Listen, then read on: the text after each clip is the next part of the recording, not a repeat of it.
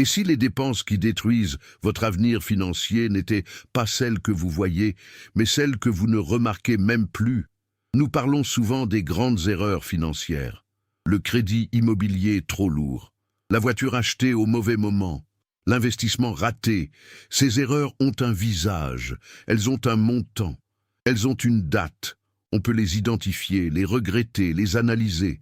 Mais il existe une autre catégorie de destruction financière, silencieuse, quotidienne, presque invisible, une hémorragie si lente que vous ne la sentez jamais, jusqu'au jour où vous regardez vos comptes et vous vous demandez « Où est passé l'argent ?» Ce n'est pas un vol, ce n'est pas une catastrophe, c'est pire que ça, c'est vous.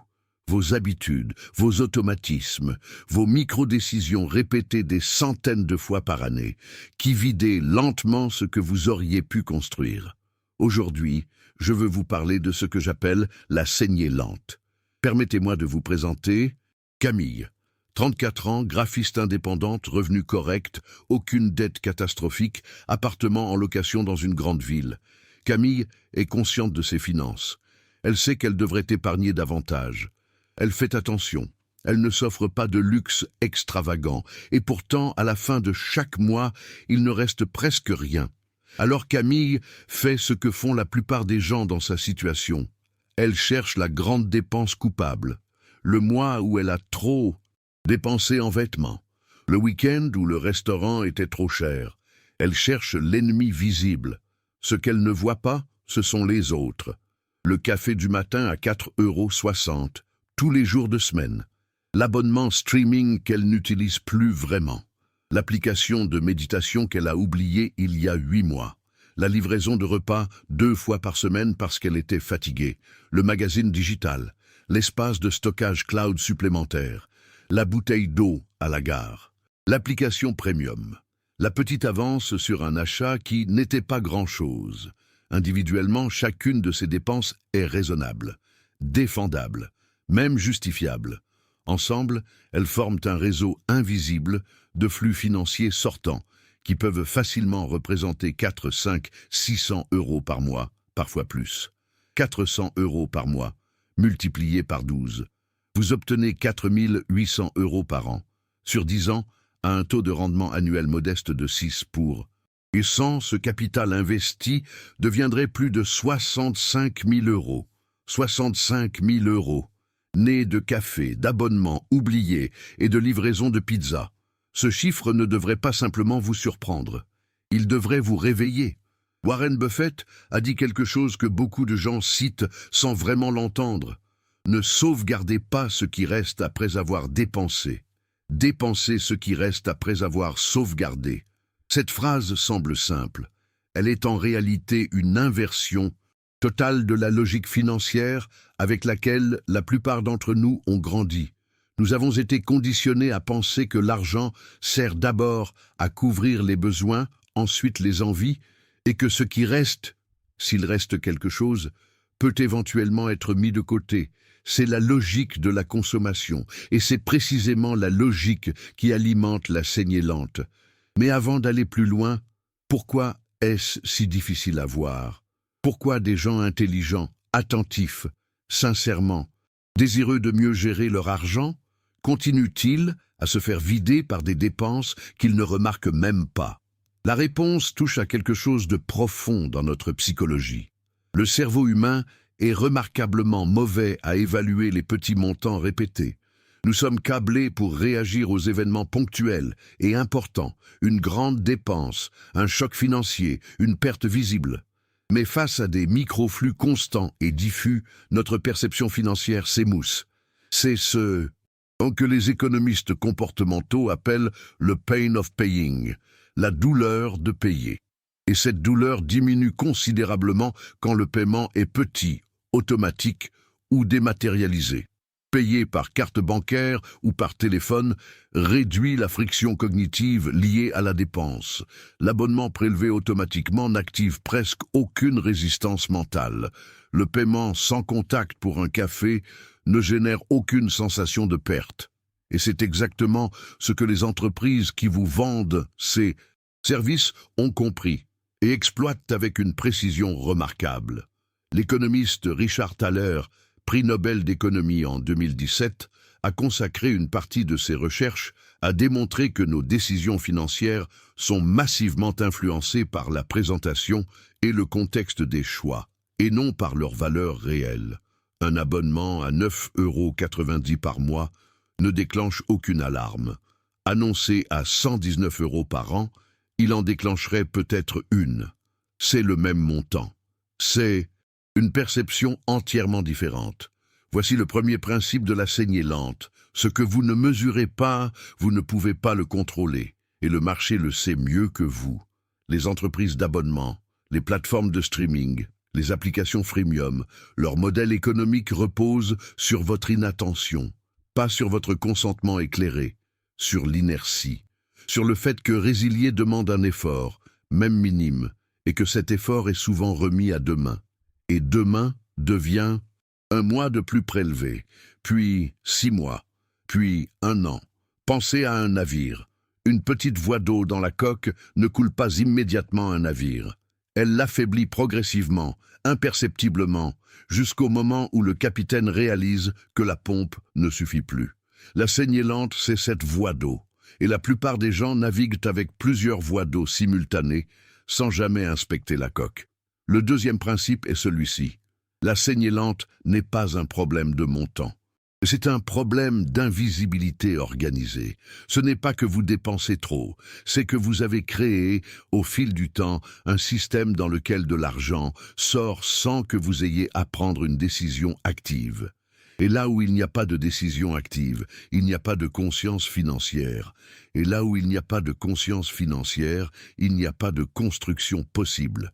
Charlie Munger aimait répéter « Montrez-moi les incitations et je vous montrerai les résultats ». Les incitations du système économique actuel sont toutes orientées vers la consommation automatique, vers la facilitation de l'achat et vers la friction de l'épargne. Acheter est instantané. Épargner demande une démarche. Souscrire prend 30 secondes. Résilier demande parfois 20 minutes d'appel téléphonique. Le système est conçu pour que l'argent coule vers la consommation avec le moins de résistance possible. Vous jouez sur un terrain qui a été incliné contre vous. Ce n'est pas du fatalisme, c'est de la lucidité. Et la lucidité est toujours le premier pas vers le changement. Le troisième principe touche à ce que j'appelle le coût de l'identité de consommateur. Chaque abonnement que vous souscrivez, chaque service que vous intégrez à votre quotidien ne représente pas seulement une dépense financière, il représente une affirmation d'identité. Je suis quelqu'un qui écoute de la musique en streaming. Je suis quelqu'un qui se fait livrer ses repas. Je suis quelqu'un qui a accès à ce service. Un premium. Ces micro-identités s'accumulent et deviennent ce que vous considérez comme votre niveau de vie normal. Et là réside le vrai piège. Remettre en question ces dépenses, c'est remettre en question une partie de votre identité. Ce n'est plus seulement résilier un abonnement, c'est admettre que vous avez payé pendant des mois pour quelque chose qui ne vous était pas vraiment nécessaire. L'ego résiste. La rationalisation commence. Ce n'est que 9 €. J'en ai besoin de temps en. Autant, c'est ma petite récompense. Robert Kiyosaki faisait une distinction que peu de gens comprennent vraiment dans sa profondeur. La différence entre un actif et un passif. Un actif met de l'argent dans votre poche. Un passif en sort. Et la plupart des dépenses que nous considérons comme des petits plaisirs sont en réalité des passifs déguisés en récompenses émotionnelles. Ce n'est pas que le plaisir est mauvais. C'est que payer pour du plaisir diffus, automatique et à peine conscient est une forme particulièrement coûteuse d'anesthésie financière. Le quatrième principe est peut-être le plus difficile à entendre. Vous utilisez les petites dépenses comme régulateur émotionnel. Nous ne dépensons pas uniquement pour acquérir des choses ou des services. Nous dépensons pour gérer nos émotions. Le café du matin n'est pas que du café. C'est un rituel de transition entre la maison et le travail. La livraison du soir n'est pas que de la nourriture. C'est une récompense pour une journée difficile. L'abonnement à la série n'est pas que du divertissement. C'est une fuite temporaire de la pression quotidienne. Ces fonctions émotionnelles sont réelles et légitimes. Le problème n'est pas le besoin émotionnel. Le problème est que nous avons externalisé la satisfaction de ces besoins à des services marchands, et que cette externalisation a un coût financier que nous ne comptabilisons jamais vraiment. Naval Ravikant disait « La richesse est créée par des personnes qui ont appris à différer la gratification. Ce n'est pas un appel à l'ascétisme, c'est une observation sur la temporalité des décisions financières. Chaque euro dépensé aujourd'hui pour une satisfaction immédiate est un euro qui ne travaillera pas pour vous demain. » Maintenant, je veux vous parler du 5e principe, celui qui change réellement les choses sur le terrain. La solution à la saignée lente n'est pas la privation, c'est l'audit, pas une fois, régulièrement, avec les yeux d'un directeur financier, pas d'un consommateur. Un directeur financier regarde chaque poste de dépense et pose une seule question. Est-ce que ceci produit une valeur proportionnelle à son coût? Pas. Est-ce que j'aime ça? Pas. Est-ce que c'est pratique? La valeur produite justifie-t-elle le flux financier sortant? Cette question, appliquée avec honnêteté à vos dépenses du mois dernier, vous réserve probablement des surprises, des abonnements que vous avez oubliés, des services que vous utilisez. 2 fois par mois, mais payés comme si c'était chaque jour. Des achats automatiques que vous n'avez jamais vraiment choisis. Vous avez juste arrêté de les remettre en question. L'audit n'est pas une punition, c'est une prise de conscience. C'est regarder votre argent comme ce qu'il est réellement. Du temps de vie converti en capital. Chaque heure que vous avez travaillé a produit un certain montant. Cet argent qui sort sans que vous le voyiez, c'est des heures de votre vie qui partent sans retour. Posez la question autrement. Combien d'heures de votre vie avez-vous échangé contre des abonnements que vous n'utilisez plus? Cette question est inconfortable, mais l'inconfort est le prix de la conscience. Et la conscience est le seul point de départ réel d'un changement durable. Je sais ce que certains d'entre vous pensent en ce moment. Ce sont de petites sommes, ça ne change pas vraiment grand-chose. Ou « je mérite ces petits plaisirs, ma vie est déjà assez stressante. » Ou encore « je verrai ça quand j'aurai plus de revenus. » Ces pensées sont humaines, elles sont compréhensibles, et elles sont précisément les pensées qui maintiennent la saignée lente active pendant des années. Le coût de l'inaction ici n'est pas dramatique dans l'immédiat. C'est insidieux sur le long terme. Chaque mois qui passe avec la même inattention financière est un mois de plus où du capital potentiel se transforme en consommation invisible. Et 10 ans de consommation invisible peuvent représenter une différence de vie entière, entre avoir le choix de son travail ou en être dépendant, entre absorber un choc financier ou en être détruit, entre construire une liberté réelle ou la remettre éternellement à plus tard. Benjamin Graham écrivait que l'investisseur qui permet que des facteurs extérieurs dictent ses décisions perd sa principale force.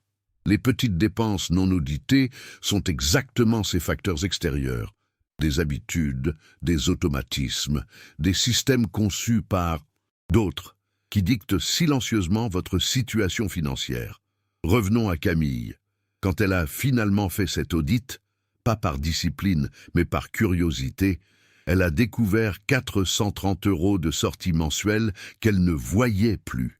Certaines étaient justifiées, d'autres, près de 250 €, ne correspondaient à rien de réel dans sa vie actuelle.